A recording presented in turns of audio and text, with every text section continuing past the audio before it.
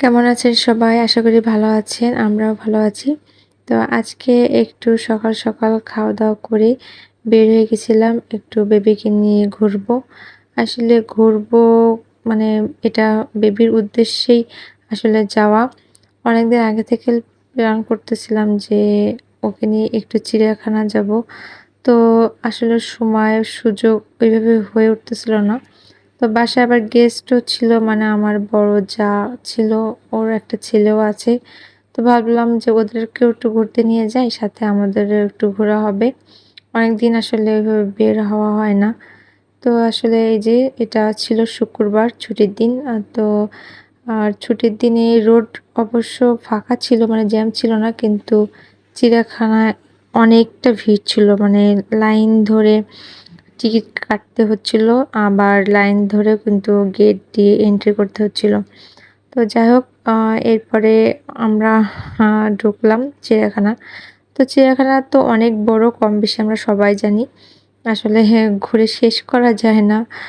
আর ছোট বেবি থাকলে এরা তো আসলে মানে খুব একটা হাঁটতেও পারে না, কষ্ট হয়ে যায়।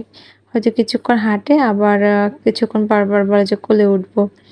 তা সব ঘুরে আসলে শেষও করা যায় না। যতটুকু পেরেছি মানে সকালে যেহেতু আমরা বের হয়েছি, প্ল্যান ছিল যে সকালেই বের হয়ে আমরা দুপুরে বাইরে কোথাও খাওয়া-দাওয়া করব। দেন সন্ধ্যায় ফিরবো। এরকম একটা প্ল্যান করে আমরা বের হয়েছিলাম।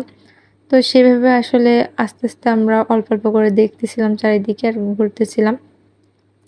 তো এখানে যে অনেকগুলো হরিণ দেখা যাচ্ছে, হরিণগুলো অনেক কিউট। মানে এরা হচ্ছে সবজি খাচ্ছিল এখানে। আসলে ওরা তো ঘাস পাতা, লতা পাতা এগুলাই খেয়ে বাঁচে। তো আমার বেবিকে দেখাচ্ছিলাম হাত দিয়ে, দিয়ে। তারপরে এখানে যে একটা রেলগাড়ি দেখা যাচ্ছে সুন্দর, এই রেলগাড়িটা মানে আমার তো খুব ভালো লাগতেছিল, যে মনে হচ্ছিল যে একটু উঠি এই রাইডে।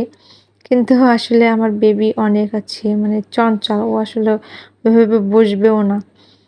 এরপরে মানে চারিদিকে খুঁজতেছিলাম যে কোথায় কি আছে। ওখানে তো আবার সাইনবোর্ডে লেখা থাকে যে কোন দিকে কি, কি পশু-পাখি আছে, সেটা কিন্তু দিক নির্দেশনা দেয়াই থাকে। এজন্য আসলে সুবিধা হয় যে কোন দিকে আমি আগে যাবো।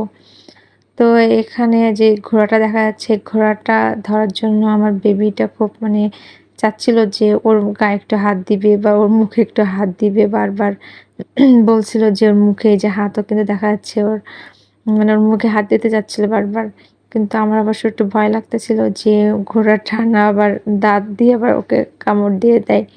তো যাই হোক আসলে ছোট বাচ্চা তো একটু সাবধানে রাখাই ভালো। যারা আ চিড়িয়াখানাতে যাবেন সবসময় মানে বাচ্চাদের বেশি মানে কাছে নিয়ে যাবেন না জীবজন্তুর কাছে।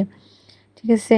কারণ বলা যায় না কখন কি হয়ে যায়। তো এখানে এই যে ঘোরা প্রায় শেষ পর্যায়ে আমাদের মানে অনেকটা ঘোরাঘুরি করছি। তো ভালোই লেগেছে আর বেবিরাও অনেক এনজয় করেছে। তো সবাই ভালো থাকবেন। ভিডিওটা কেমন লাগলো লাইক কমেন্ট করে জানাবেন। সবাইকে ধন্যবাদ।